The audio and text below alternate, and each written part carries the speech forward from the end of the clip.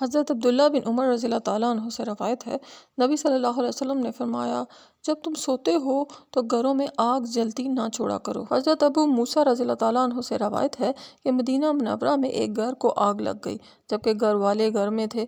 نبی صلی اللہ علیہ وسلم کو ان کے حادثے کی خبر ہوئی تو آپ صلی اللہ علیہ وسلم نے فرمایا، یہ آگ تمہاری دشمن ہے، جب تم سونے لگو تو اسے بجھا دیا کرو۔ موم بتی، چراغ وغیرہ جلتا ہوا چھوڑ کر سونے سے حادثے کا خطرہ ہوتا ہے۔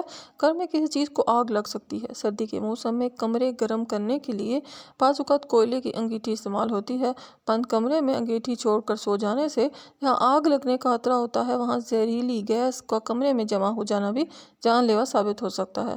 گیس کا ہیٹر بھی کھلا چھوڑ کر سونے میں بڑے خطرات۔ حضرت جابر رضی اللہ تعالیٰ عنہ سے روایت ہے، رسول اللہ صلی اللہ علیہ وسلم نے فرمایا، راستے پر قیام نہ کرو، نہ وہاں قضائے حاجت کرو۔ سفر کے دوران رات کو کہیں رکنے کی ضرورت پیش آئے تو راستے سے ہٹ کر آرام کرنا چاہیے۔